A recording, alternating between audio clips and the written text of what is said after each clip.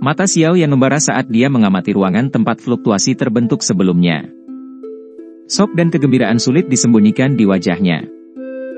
Dia dengan jelas merasakan keberadaan aura spiritual ketika dia memasuki kondisi latihannya sebelumnya. Aura spiritual adalah sejenis energi yang sangat misterius. Itu tidak memiliki kekuatan douki, tetapi itu adalah makanan yang luar biasa bagi jiwa seseorang. Namun, aura spiritual tampaknya bercampur dalam segala hal dan sangat sulit untuk dirasakan. Selama zaman kuno, alkemis mampu merasakan keberadaan aura spiritual dan menyerapnya karena mereka memiliki beberapa keterampilan jiwa khusus. Namun, di era ini, jiwa keterampilan misterius telah benar-benar menghilang. Ada beberapa alkemis yang tahu bagaimana merasakan aura spiritual dan menyerapnya. Xiao Yan telah mencoba sejumlah metode yang tidak diketahui untuk merasakan aura spiritual. Namun, usahanya sia-sia dengan pengecualian masuknya ke dalam keadaan misterius itu, yang membuatnya merasa sangat tidak berdaya. Aura spiritual benar-benar kemewahan yang luar biasa bagi para alkemis zaman ini. Kegembiraan di wajah Xiao Yan secara bertahap ditarik. Dia menekan fluktuasi di dalam hatinya dan sekali lagi perlahan tenggelam ke dalam pikirannya. Dia terus-menerus meneriakkan kata formula yang dia peroleh dari bubuk makanan roh. Xiao Yan menutup matanya dan terus melantunkan mantra selama setengah jam.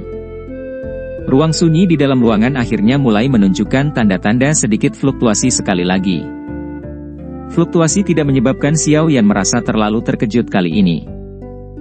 Dari indranya, dia bisa mengatakan bahwa benang yang sangat kecil, arus kacau tiba-tiba muncul di ruang kosong yang dipenuhi dengan energi alam ini. Aliran ini tersembunyi sangat dalam dan ditutupi oleh energi alam yang padat. Jika bukan karena rumus kata, Xiao Yan tidak akan bisa mendeteksi arus. Apakah aura spiritual ini? Pikiran Xiao Yan terfokus pada aliran samar ini. Sesaat kemudian, dia mulai memahami sesuatu. Aura spiritual jenis ini sangat redup dan sangat lemah. Bahkan jika mereka kadang-kadang diserap ke dalam tubuh seseorang, mereka akan dihancurkan oleh energi alam sekitarnya selama sirkulasi. Tidak heran jika hanya ada sedikit orang yang bisa merasakan keberadaan aura spiritual. Xiao Yan merasakan kegembiraan di dalam hatinya saat dia merasakan keberadaan aura spiritual untuk pertama kalinya dalam kondisi latihan normalnya. Jika dia berhasil menyerap aura spiritual ini, cepat atau lambat jiwanya akan maju ke kondisi jiwa setelah secara bertahap diisi oleh aura spiritual ini. Pada saat itu, level alkemisnya pasti bisa naik ke level guru tingkat 8. Tingkat ke-7 adalah tingkat Grandmaster, tingkat ke-8 adalah tingkat guru. Perbedaan antara tingkatan ini adalah salah satu yang sangat sulit untuk diatasi. Jika Xiao Yan berhasil maju ke tingkat ke-8, bahkan elit super kuat Douzuns akan memperlakukannya dengan sopan. Dengan status ini, Xiao Yan jelas memahami perlakuan yang akan dia terima bahkan dari klan Gusun Er pasti tidak akan miskin. Bagaimanapun, alkemis tingkat 8 adalah keberadaan yang cukup langka bahkan di benua Douki. Untuk mendapatkan pil obat tingkat 8, beberapa ahli dari kelas Douzun akan rela menurunkan diri untuk bertindak sebagai pengawal bagi seseorang. Ini adalah sesuatu yang bahkan tidak perlu disebutkan. Hati yang membara naik di dalam hati Xiao Yan saat berbagai manfaat dan perawatan yang akan dia terima setelah maju ke tingkat ke-8 melintas di hatinya. Dia buru-buru menenangkan hatinya. Setelah itu, dia tiba-tiba tertegun. Alasan mengapa dia tercengang adalah karena Xiao Yan tiba-tiba menemukan bahwa dia tidak memiliki metode untuk menyerap aura spiritual. Rumus kata anonim itu telah memberinya kemampuan untuk merasakan aura spiritual, tetapi tidak mengajarinya metode untuk menyerapnya. Aura spiritual tidak seperti energi alam di mana seseorang dapat menyerapnya secara acak. Aura spiritual sangat rapuh. Bahkan tekanan sekecil apapun akan menyebabkannya menghilang. Jika seseorang tidak memiliki metode khusus untuk mengekstraksi aura spiritual dari sejumlah besar energi alam, tidak mungkin seseorang berhasil menyerapnya. Xiao Yan duduk dalam keheningan seperti orang bodoh. Pada saat itu, dia merasa seolah ingin menangis, tetapi air mata tidak mau keluar. Dia telah berhasil merasakan keberadaan aura spiritual setelah mengalami banyak kesulitan. Pada akhirnya, dia menemukan bahwa dia tidak dapat menyerapnya. Itu seperti dia telah menemukan perbendaharaan yang diisi dengan emas, hanya untuk akhirnya menemukan bahwa perbendaharaan itu terkunci ketika dia sampai di sana. Dia hanya bisa melihatnya dari pintu, tapi tidak bisa memasukkan emas ke dalam tasnya. Masih ada lagi rumus kata ini. Bagian yang saya pelajari ini hanya sebagian kecil saja. Xiao Yan akhirnya pulih setelah beberapa saat. Dia tersenyum pahit, menggelengkan kepalanya, dan meratap. Xiao Yan menghela nafas. Dia tumpul sesaat sebelum akhirnya dengan kasar mengatupkan giginya. Semuanya selalu sulit pada awalnya. Dia sudah mengalami awal yang paling sulit ini. Bagaimana dia tidak bisa menyelesaikan masalah selanjutnya? Karena dia tidak memiliki metode untuk menyerapnya, dia akan menggunakan metode terbodoh. Penyerapan melalui menelan. Xiao Yan sekali lagi memasuki kondisi pelatihan setelah mengambil keputusan. Setelah itu, dia melebarkan mulutnya dan dengan kasar menyerap energi alam yang bercampur dengan aura spiritual ke dalam tubuhnya. Sebelum Xiao Yan punya waktu untuk mengendalikan energi ini, yang baru saja memasuki tubuhnya, gumpalan aura spiritual yang lemah bercampur dengan energi itu seperti vas porselen. Dengan dentang, setipis tisu ditekan sampai tidak ada yang tersisa sebelum menghilang. Kegagalan pertama tidak melebihi harapan Xiao Yan. Akan sangat aneh jika dia berhasil pada hal seperti itu untuk pertama kalinya. Setelah memurnikan energi alam, yang telah ia serap ke dalam tubuhnya, menjadi douki, yang bergabung ke dalam tubuhnya, Xiao Yan sekali lagi menyedot kelompok energi alam lainnya. Kali ini, dia mengisolasi gumpalan aura spiritual yang bercampur di dalam energi dengan kecepatan seperti kilat saat itu memasuki tubuhnya. Selanjutnya, dia dengan hati-hati menghilangkan energi di sekitar aura spiritual sedikit demi sedikit, seperti mengeluarkan sutra dari kepompong. Ini adalah tugas yang benar-benar menguji kemampuan Xiao Yan untuk mengendalikan pikirannya. Dengan kemampuan kontrol Xiao Yan saat ini, dia hanya berhasil menghilangkan seukuran jari dari aura spiritual samar dari energi setelah gagal lebih dari 20 kali. Xiao Yan menghela napas lega, tampak seolah-olah dia telah terbebas dari beban yang berat. Dia melihat aura spiritual yang berhasil dia dapatkan setelah menghabiskan lebih dari 1 jam. Untungnya, dia bisa merasakan posisi aura spiritual dengan mengandalkan rumus kata anonim ini. Jika tidak, metode pengupasan semacam ini pasti tidak akan berhasil. Selain itu, bahkan dengan kasus ini, dia telah menghabiskan terlalu banyak waktu. Namun, Xiao Yan mengerti bahwa begitu dia berlatih sampai dia terbiasa dengan metodenya, dia harus bisa meningkatkan hasilnya. Meskipun tidak dapat dibandingkan dengan menggunakan metode penyerapan ortodoks, setidaknya itu akan memungkinkan jiwanya untuk mengisi dengan spiritualitas. Mencapai keadaan jiwa dan menerobos ke alkemis tingkat 8 hanyalah masalah waktu. Pikiran Xiao Yan dengan hati-hati mengendalikan gumpalan kecil aura spiritual ini dan secara bertahap menggesernya. Setelah itu, ia memasuki titik di antara alisnya. Xiao Yan segera merasakan perasaan sejuk ditransmisikan dari pikirannya setelah gumpalan aura spiritual ini memasuki titik di antara alisnya. Hatinya dengan cepat dipenuhi dengan kegembiraan. Dia mengerti bahwa ini adalah fenomena yang hanya akan terjadi setelah aura spiritual dalam jiwanya tumbuh. Jelas, metode ini mungkin ceroboh, tetapi setidaknya itu melakukan sesuatu. Terlepas dari apa masalahnya, itu, paling tidak, lebih baik daripada tidak mendapatkan apa-apa. Memang sulit tanpa metode pelatihan ortodoks. Xiao Yan tanpa sadar mengeluarkan tawa pahit saat gumpalan aura spiritual ini memasuki jiwanya. Hanya gumpalan aura spiritual ini yang telah menghabiskan 1 jam waktunya. Upaya yang telah dia lakukan dan hadiah yang dia peroleh tidak seimbang. Namun, dia tidak punya solusi lain saat ini. Bagaimanapun, tidak peduli seberapa kecil itu tetaplah sesuatu. Jika alkemis kelas 7 tingkat tinggi lainnya menyadari bahwa dia mampu menyerap aura spiritual, kemungkinan mata mereka akan memerah karena iri. Ini adalah kasusnya bahkan jika itu hanya gumpalan kecil aura spiritual. Setelah menghibur dirinya sendiri di dalam hatinya, Xiao Yan menghela nafas, dan dia sekali lagi memfokuskan pikirannya, memasuki kondisi pelatihannya. Selanjutnya, dia memulai tugas yang sangat sulit dan rumit untuk mengekstraksi aura spiritual. Sepanjang malam mengalir dengan cepat di tengah pelatihan tak kenal lelah Xiao Yan.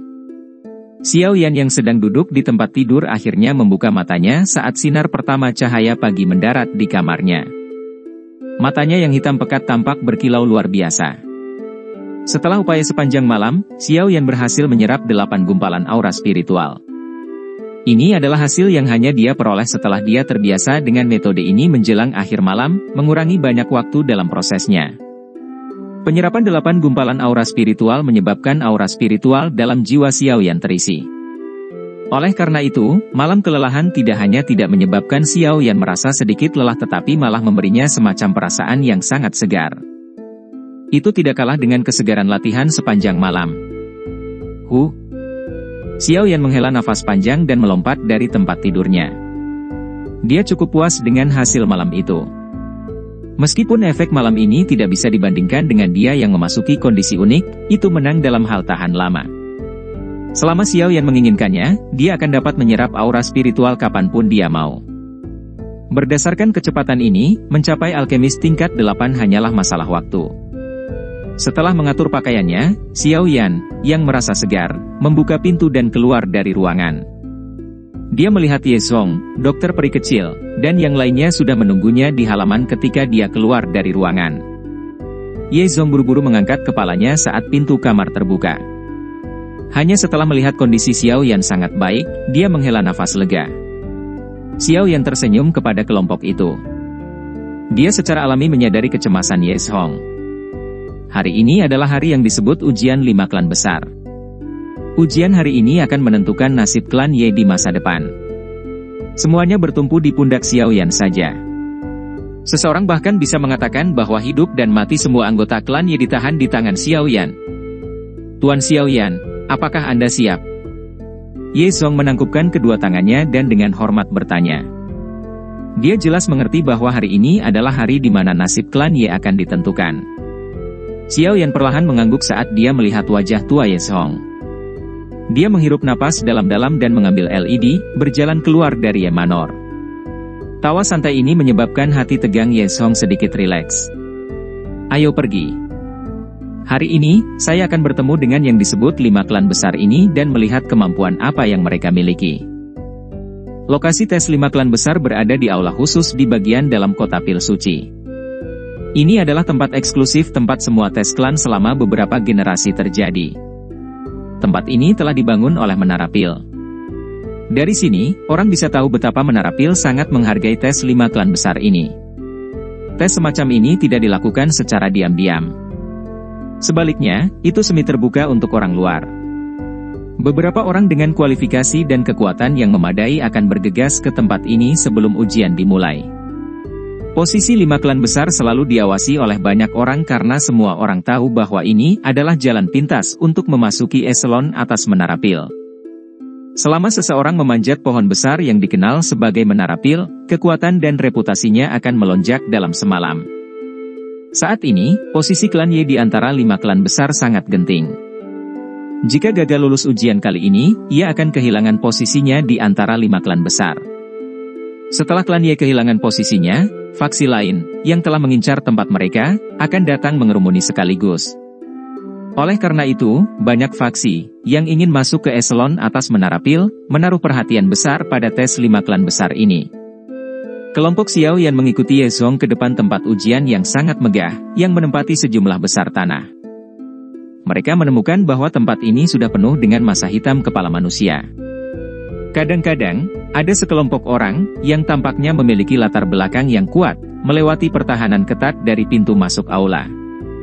Mereka akan berhasil memasuki aula. Ayo pergi. Ye Zong melihat ke ruang pemeriksaan yang sangat besar ini. Tinjunya gemetar di bawah lengan bajunya. Tempat ini telah mengukir kenangan yang dalam di benaknya. Setiap ujian akan membuatnya merasa terhina. Ye Zong memimpin untuk berjalan ke pintu masuk aula setelah mengucapkan kata-kata itu. Kelompok Xiao Yan mengikuti dari belakang. Kelompok Ye Zong, yang tiba-tiba berjalan maju, secara alami cepat menarik perhatian orang banyak di sekitarnya. Banyak tatapan langsung melesat. Percakapan pribadi meletus di luar aula ketika mereka melihat lencana klan di dada kelompok Ye Zong. Cepat, lihat. Mereka adalah anggota dari klan Ye. Hehe, jika mereka gagal lagi kali ini, kemungkinan mereka akan jatuh dari salah satu dari 5 klan besar. Begitu mereka kehilangan perlindungan Menara Pil, kemungkinan klan Ye tidak akan lagi memiliki waktu yang mudah. Itu benar. Saat itu, klan Ye sangat agung. Hanya klan Dan di antara 5 klan besar yang bisa membandingkannya. Sayangnya, sekarang, keberuntungan berubah seiring waktu. Kepahitan muncul di mata Ye Zong ketika dia mendengar percakapan orang-orang di sekitar.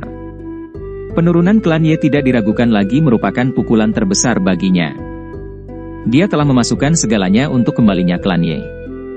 Sekarang, dia bahkan menaruh semua harapannya pada Xiao Yan. Jika klan Ye gagal lagi, itu akan selesai. Kelompok Ye Zong berhasil tiba di pintu masuk aula di depan banyak tatapan. Banyak penjaga di pintu masuk melirik lencana klan Ye di dada kelompok Ye Zong dengan sikap acuh tak acuh. Ada sedikit ejekan di mata mereka. Kegagalan klan Ye selama tahun-tahun ini adalah penghinaan yang sulit untuk dihilangkan. Meskipun hati mereka mengejek klan Ye, para penjaga ini tidak berani secara terbuka mempersulit mereka. Mereka secara acak melambaikan tangan mereka, menggerakkan tubuh mereka keluar, dan membiarkan kelompok itu lewat. Pada saat yang sama, mereka menangis ke bagian dalam aula. Klan Ye telah tiba.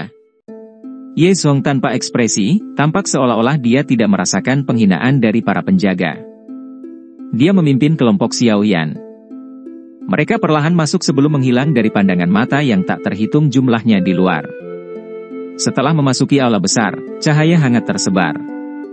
Xiao Yan merasakan ada banyak tatapan yang berisi berbagai emosi yang ditembakkan dari aula saat cahaya muncul di tubuh mereka. Xiao Yan dengan lembut mengangkat matanya dan menyapu mereka ke bagian dalam aula. Pada saat ini, ada cukup banyak sosok manusia yang duduk di sekitar kursi aula. Hal yang mengejutkan adalah sebagian besar aura orang-orang ini cukup kuat. Jelas, mereka berasal dari beberapa faksi atau klan yang cukup kuat. Ye Zong tidak peduli dengan berbagai tatapan yang datang dari segala arah. Dia sadar bahwa sebagian besar dari orang-orang ini mengantisipasi klan Ye gagal dalam ujian, memberikan tempat yang sangat bagus bagi mereka. Kursi tepat di depan adalah milik klan Dan, Chao, Bai, Qiu, 4 klan besar. Ye Zong memimpin kelompok Xiao Yan ke kursi untuk klan Ye saat dia dengan lembut memberitahu mereka. Mata Xiao Yan melihat ke atas setelah mendengar ini. Dia memang melihat 4 kursi di depan aula besar. Namun, saat ini hanya ada anggota dari 3 klan yang duduk di sana. Dari lencana di pakaian mereka, mereka seharusnya adalah klan Dan, Bai, dan Qiu. Mata Xiao Yan pertama kali berhenti di klan Dan, yang menyimpan profil terendah. Setelah itu, matanya tiba-tiba berhenti. Sebuah napas terucap dari mulutnya karena dia melihat sosok akrab yang cantik dan kecil di antara kelompok dari klan Dan. Sosok itu adalah wanita muda yang aneh yang ditemui Xiao Yan saat itu di menara cabang saat dia mengikuti tes alkemis. Wanita itu juga menoleh setelah sepertinya merasakan sesuatu saat Xiao Yan menoleh.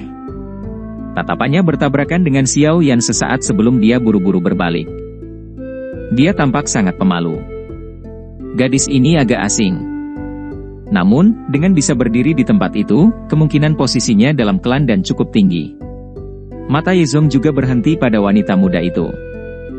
Dia mengerutkan kening sebelum mengalihkan pandangannya untuk melihat pria berpakaian biru di sampingnya. Ekspresinya berubah saat dia dengan lembut mengucapkan, Dan Xuan.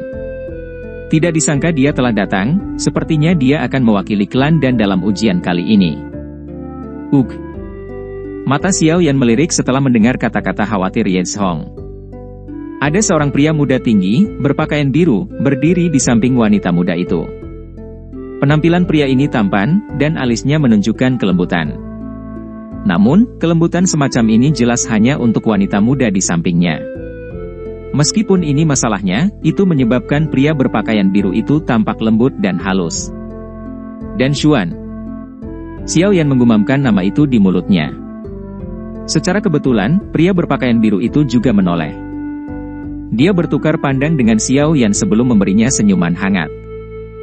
Orang ini sangat berbakat dalam hal penyempurnaan pil. Dia bisa dianggap sebagai salah satu yang teratas bahkan di dalam klan Dan dia jauh lebih kuat dibandingkan dengan Chao Dan dari klan Chao. Sepertinya satu-satunya yang bisa menekannya di dalam klan Chao adalah penyihir itu. Jika dia berpartisipasi kali ini, dia pasti akan berada di peringkat 3 besar. Xiao Yan perlahan mengangguk sambil mendengarkan suara lembut Ye Zong. Dia akan berbicara ketika dia merasakan mata sedingin es. Segera, dia menoleh, hanya untuk menemukan bahwa tatapan ini ditembakkan dari kursi klan Bai. Wanita tua itu, yang telah diberi pelajaran oleh Xiao Yan hari itu, dengan kejam menatapnya dari kursi klan Bai. Ekspresinya membuatnya seolah-olah dia membencinya. Dia sepertinya merasakan keinginan untuk menerkam dan memakannya. Xiao Yan bertingkah seolah dia tidak melihat tatapan kejamnya. Dia mengalihkan pandangannya dan fokus pada seorang pria berpakaian putih di depan klan Bai. Tubuh pria ini sangat dingin. Wajahnya dingin. Kilatan es bersinar ketika dia mengalihkan pandangannya, menyebabkan seseorang takut untuk melihatnya. Dia adalah anggota paling menonjol dari generasi muda di klan Bai, Bai Ying. Klan Bai memang mengirimnya. Ye Zong menghela nafas saat melihat pria berpakaian putih yang dingin dan tegas itu. Klan Bai ini benar-benar tidak berniat memberi klan Ye kesempatan untuk membalikkan keadaan. Xiao Yan memiringkan kepalanya. Dia bertukar pandangan dengan Bai Ying untuk sementara waktu. Sudut mulut mereka terangkat menjadi lengkungan yang tidak bersahabat yang dipenuhi dengan rasa dingin. Sementara beberapa dari mereka sedang berbicara, mereka tiba di kursi klan Ye. Setelah itu, beberapa dari mereka duduk. Dibandingkan dengan kelompok lain yang berkembang pesat, sisi mereka tampak agak lusuh. Dan Xuan dan Bai Ying itu berdua telah melangkah ke level alkemis kelas menengah tingkat 7. Mereka pasti akan menjadi lawan yang kuat. Klan Qiu masih baik-baik saja. Mereka hanya alkemis kelas rendah tingkat 7 dan tidak akan menimbulkan banyak ancaman. Namun, mata Ye Zong melihat ke kursi klan Chao saat dia berbicara sampai saat ini. Saat ini, klan ini, yang berkembang pesat, di dalam daerah pil belum tiba. Siapa yang akan dikirim oleh klan Chao kali ini? Chao Dan? Xiao Yan tampaknya menyadari perhatian Ye Zong saat dia bertanya dengan lembut. Ada 3 orang dalam klan Chao yang disebut sebagai pilar masa depan klan. Di antara mereka, yang terkuat adalah Chao Ying, sang penyihir, sedangkan Chao Dan adalah yang terlemah.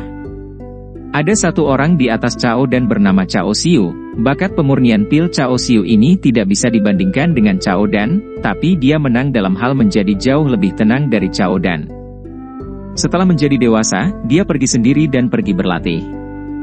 Setelah kembali ke klan 7 tahun kemudian, dia telah melompat ke tingkat ke-7.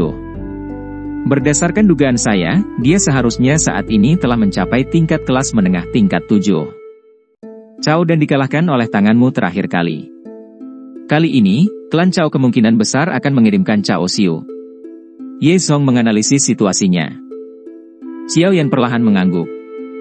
Klan Chao ini penuh dengan banyak bakat. Bukan tanpa alasan ia mampu memiliki reputasi seperti itu. Setidaknya, klan Ye jauh lebih buruk jika dibandingkan dengan mereka. Klan Chao telah tiba. Teriakan nyaring dan jelas tiba-tiba ditransmisikan dari luar aula sementara Xiao Yan menghela nafas di dalam hatinya. Setelah itu terus bergema di sekitar aula selama beberapa waktu. Gelombang keributan terdengar di dalam aula besar saat teriakan ini muncul. Cukup banyak faksi, yang telah duduk dengan tenang, buru-buru berdiri. Wajah mereka penuh dengan senyuman. Dengan posisi klan Chao saat ini, klan itu layak untuk dijarah. Xiao Yan juga menoleh. Tatapannya mendarat di pintu masuk aula. Pintu yang tertutup rapat di tempat itu perlahan dibuka dan sesosok tubuh anggun masuk dari bayang-bayang dengan langkah lembut dan lambat. Sosok anggun ini berjalan keluar dari bayang-bayang dan muncul dalam cahaya. Suasana di dalam aula besar itu langsung menjadi lesu karena penampilan sosok ini. Wanita ini memiliki sosok yang tinggi dan cantik. Dia mengenakan gaun berwarna hitam yang memancarkan jejak sikap dingin dan angkuhnya. Kulitnya seperti salju. Rambut panjangnya tersebar secara acak di atas bahunya.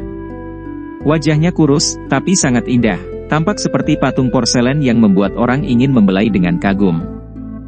Wanita ini berdiri di pintu masuk aula. Dia mengangkat matanya sedikit. Matanya yang panjang mengandung sedikit kemalasan sambil memancarkan sedikit pesona, menyebabkan dia tampak sangat memikat. Cukup banyak orang di dalam aula menjadi linglung karena sosoknya yang mempesona. Pada saat yang sama, bibir panjang wanita itu perlahan terangkat menjadi ikal tipis. Saat busur ini diangkat, wajahnya yang kurus dan mempesona langsung dipenuhi dengan godaan.